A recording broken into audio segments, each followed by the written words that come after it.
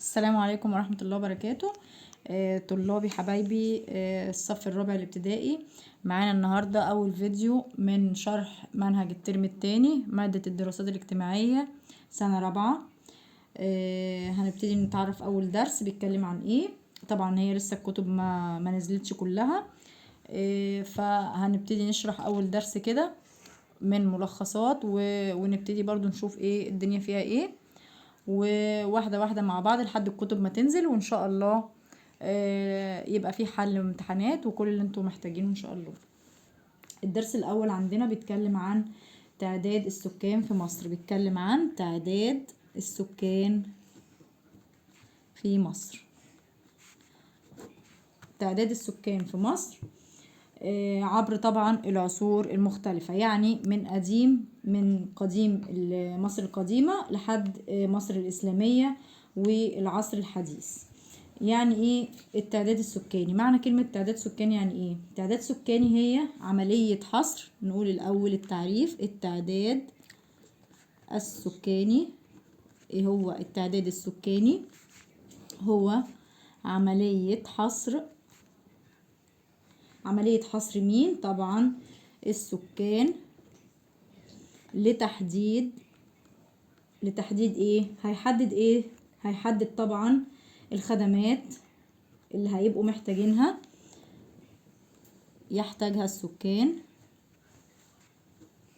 وايه كمان هيحتاجها في الحاضر والمستقبل. يبقى هيعمل عملية حصر للسكان. ليه هيعمل عملية حصر للسكان؟ هو طبعا هيعملها علشان يعرف الخدمات ومستوى التعليم واحتياجه من المدارس، احتياجه من المستشفيات، احتياجه من الخدمات، من الاتصالات، من جميع الفئات اللي شاملة الدولة اللي هيحتاجوها في الحاضر، يعني في الوقت اللي احنا فيه، وكمان في المستقبل كمان مثلا 10 سنين، لان التعداد ده بيتعمل كل 10 سنين. التعداد في مصر بيتعمل كل 10 سنين. وتعد مصر من أقدم الدول اللي أجرت عد للسكان أو حصر للسكان، وطبعا ده تم في عصور مختلفة زي ما لسه هنتكلم عنها دلوقتي. أول عصر اتعمل فيه تعداد سكاني كان في مصر القديمة. مصر القديمة كانت أول عصر اتعمل فيه تعداد سكاني. يعني قام المصريين القدماء بعديد من التعدادات، يعني حصروا الأفراد الموجودة وعملوا تقدير متوسط لعدد الأسر من صغار السن ومن كبار السن والأطفال، الجنود، الضباط والمؤهلين. يبقى في مصر القديمة هنقول قام المصريين القدماء بعمل حصر للأسر، عملوا حصر للأسر وتقدير متوسط عدد الأسر ديت من صغار السن، يعني الفئات الصغيرة في السن، فئات الشباب والأطفال والجنود وإيه كمان والضباط والمؤهلين الخدمة العسكرية. مؤهلين الخدمة العسكرية يعني أي حد بيشتغل في الخدمة العسكرية، سواء فرد أمن أو سواء عامل أو سواء مسؤول عن حفظ الغذاء. أي حد مسؤول في الخدمة العسكرية في عهد الملك مين؟ في عهد الملك مين؟ أمنحتب الثالث.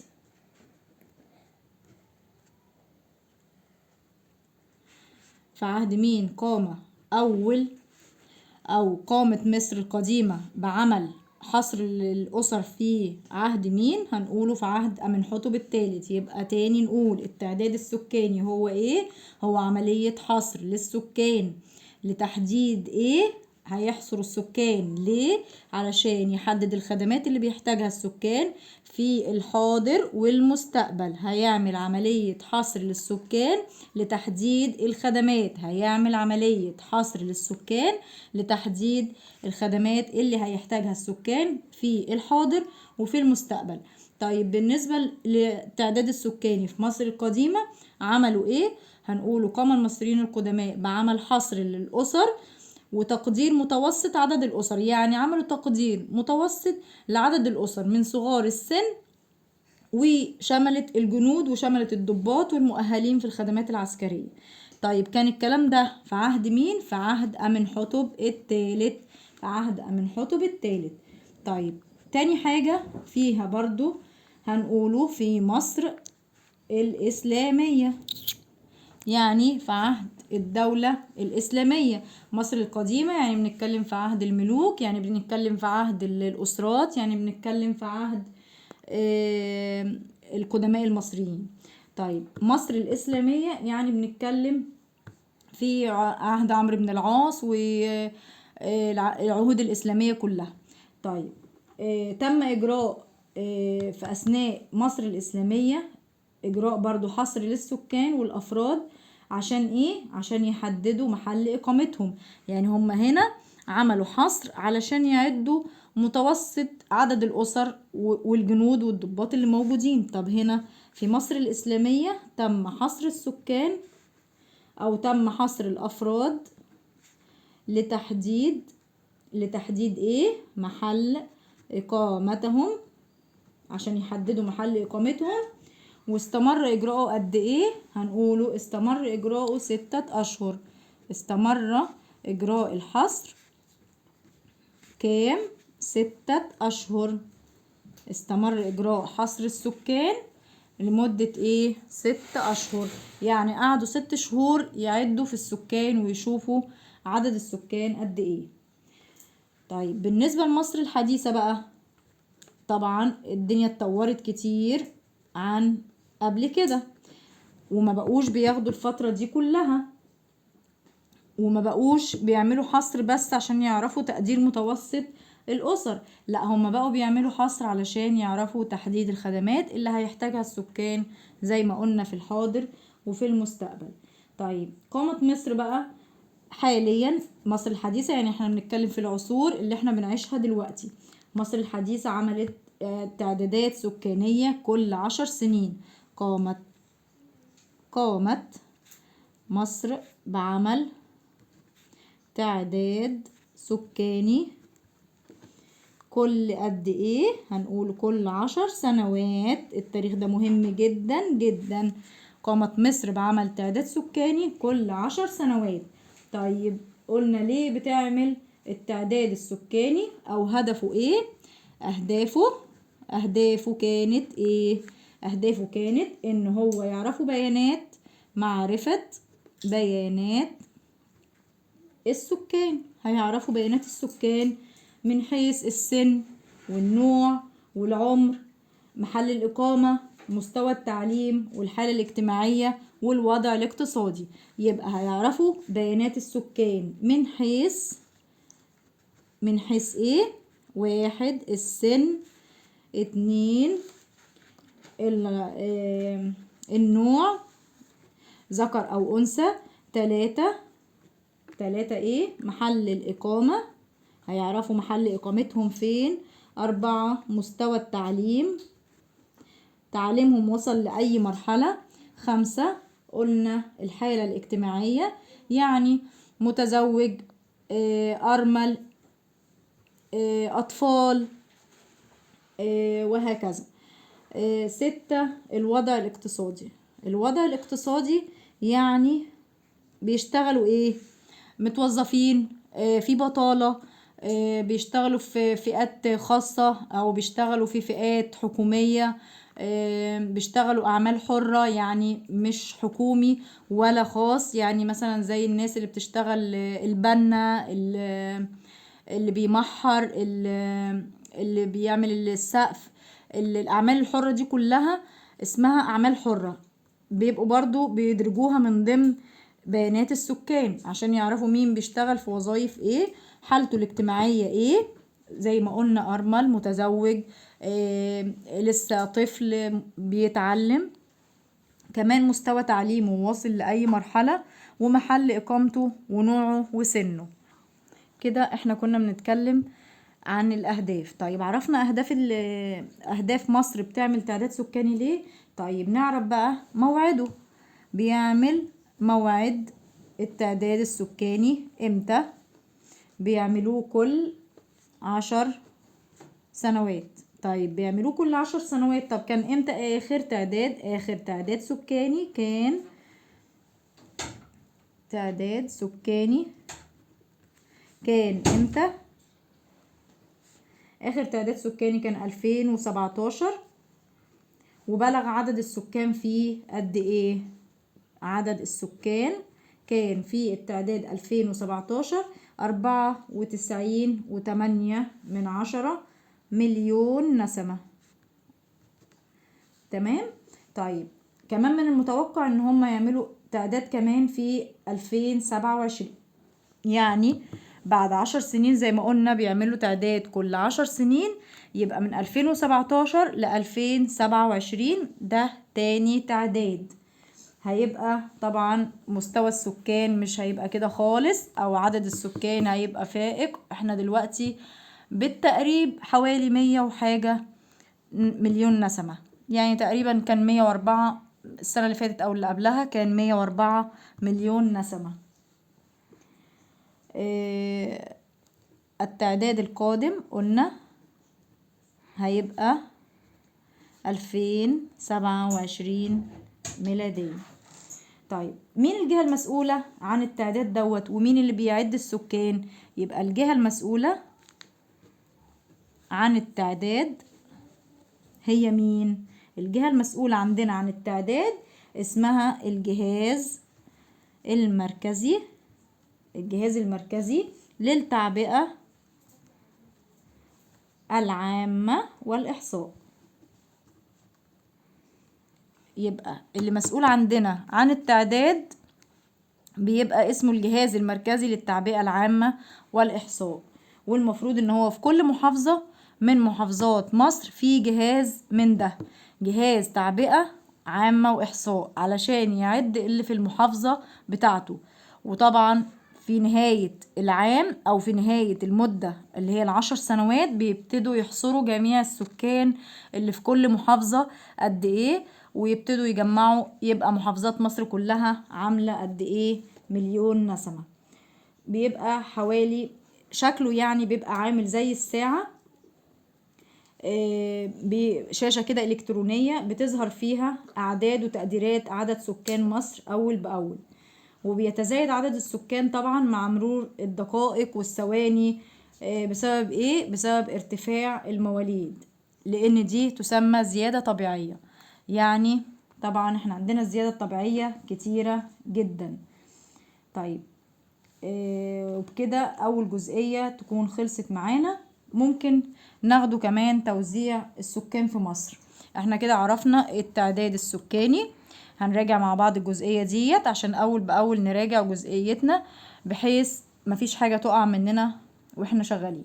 التعداد السكاني هو عملية حصر للسكان لتحديد الخدمات التي يحتاجها السكان في الحاضر والمستقبل. طيب كان في تعداد من امتى؟ كان في مصر القديمة، وكان في مصر الإسلامية، وكان في مصر الحديثة. طبعا مصر من أول الدول اللي قامت بعمل تعداد سكاني أو اللي قامت بعد أو حصر عدد السكان.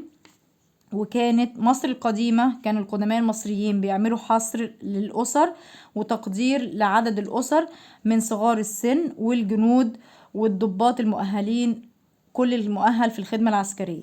في عهد مين الكلام دوت؟ كان في عهد أمنحتب الثالث. طيب في مصر الإسلامية عملوا ايه؟ قلنا عملوا حصر للأفراد. طيب ليه عملوا حصر للأفراد؟ علشان يحددوا محل إقامتهم، واستمر الحصر ده لمدة 6 أشهر.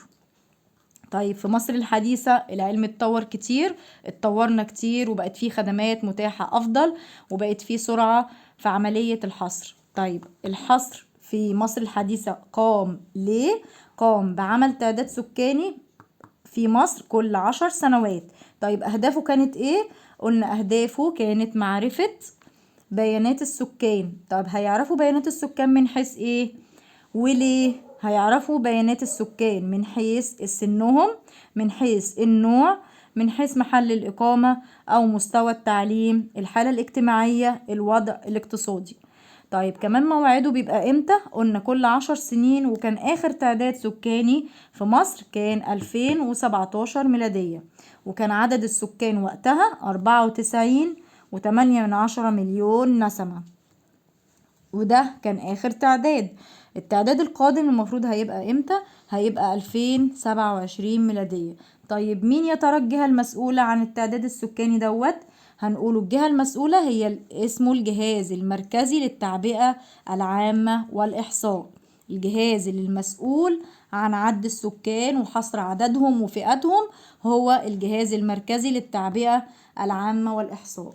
طيب دلوقتي، هل سكان جمهورية مصر العربية كلهم قد بعض؟ هل كل المحافظات كلها بنفس الكثافة السكانية وبنفس عدد السكان؟ يعني أقصد متوزعين بالتساوي ولا في اختلاف؟ في محافظات فيها أكتر وفي محافظات فيها أقل. ده اللي هنعرفه الجزئية اللي جاية.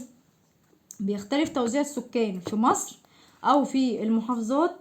في محافظات بيقل فيها وفي محافظات بيكثر فيها. وبتنقسم محافظات مصر لإيه؟ تنقسم محافظات مصر إلى بتنقسم لإيه؟ تنقسم محافظات مصر لإيه؟ قلنا محافظات بيقل فيها، يقل عدد سكانها عن إيه؟ عن مليون نسمة. محافظات بيقل العدد بتاع السكان فيها عن مليون نسمة، وديت زي مين؟ زي محافظات جنوب سيناء. ومين كمان؟ دي بتقل عدد سكانها، او يعتبر هي اقل عدد سكان عن المليون نسمة. وهتلاقي الوادي الجديد، هتلاقي شمال سيناء، هتلاقي محافظات الجنوب كلها يعتبر أقل من مليون نسمة. طيب ليه بتعد أقل من مليون نسمة؟ هنا سؤال جميل جدا. تعد أقل محافظات الجمهورية سكانا. ليه؟ ده هنا بما تفسر. ليه بتعد محافظة جنوب سيناء أقل محافظات الجمهورية سكانا أو أقل محافظات مصر سكانا؟ هنقول سؤال مهم. لصعوبة مظاهر السطح بها، وإيه كمان؟ وندرة موارد المياه فيها. يبقى ليه بتعد هي المحافظة دي أقل سكان مصر من حيث السكان أو أقل من مليون نسمة؟ هنقوله لصعوبة مظاهر السطح وندرة المياه.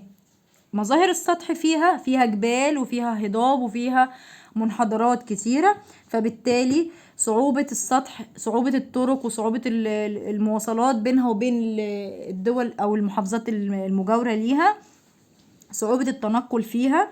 كمان ندرة موارد المياه فيها. احنا قلنا كل دول بيبقوا معتمدين على المياه الجوفية والآبار والعيون، وطبعا هي المحيط اللي جنبها محيطة بالبحر الأحمر وقناة السويس، فطبعا دي مياه مالحة كلها، فيبقى هما مفيش موارد مياه عذبة كافية فيها، فبالتالي السكان فيها عددهم قليل جدا.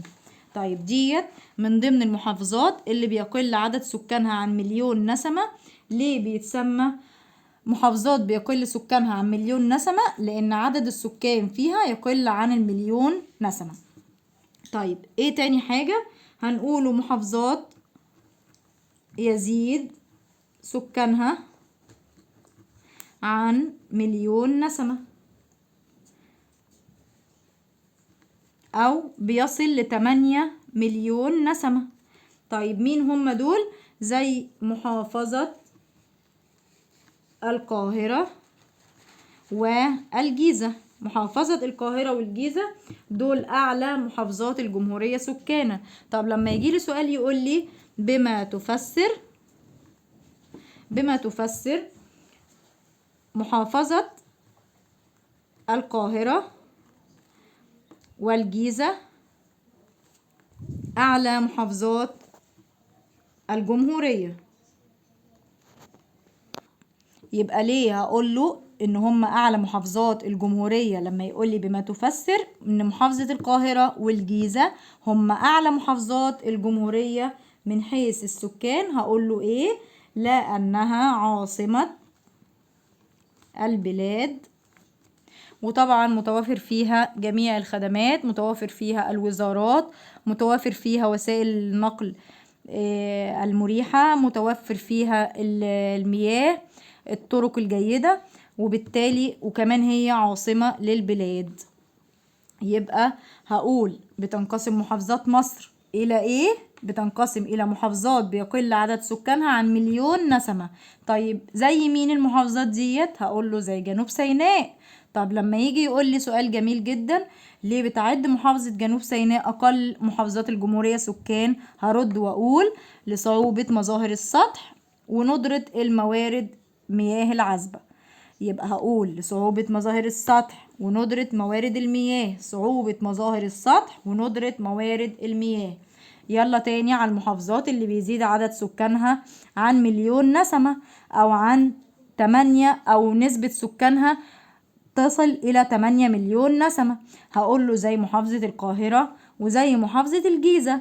طيب ليه هما المحافظتين دول بيصل عدد سكانهم ل8,000,000 نسمة وهو أعلى محافظات الجمهورية في عدد السكان؟ هقول لأنها عاصمة البلاد. إجابة مختصرة جدا وسهلة جدا إن احنا نحفظها يا حلوين. تمام كده؟ يبقى قلنا تعداد السكان في مصر. يعني ايه التعداد؟ هو عملية حصر لتحديد الخدمات اللي بيحتاجها السكان في الحاضر والمستقبل. كمان حصل تعداد في مصر القديمة وعملوا عد للأسر وتقدير عدد الأسر من حيث صغار السن والجنود والضباط. طب في عهد مين؟ أمنحتب الثالث. مصر الإسلامية عملوا فيها حصر للأفراد لمحل إقامتهم واستمر الحصر ده 6 شهور. طيب في مصر الحديثة اتعمل تعداد سكاني كل 10 سنوات. طب هدفه ايه؟ هدفه معرفة بيانات السكان من حيث ايه؟ من حيث السن، نوع، محل إقامة، مستوى تعليم، حالة اجتماعية، وضع اقتصادي. طيب وموعده كان امتى؟ موعده بيبقى كل 10 سنوات، والتعداد الأخراني كان سنة 2017. طب عدد سكانه كان ايه؟ كان 94.8 مليون ناخد بالنا من التواريخ وناخد بالنا من الأرقام، لأن دي بتيجي في الامتحانات ما بيخرجش عنها السؤال ده بتاع التعداد السكاني. طب التعداد القادم هيبقى امتى؟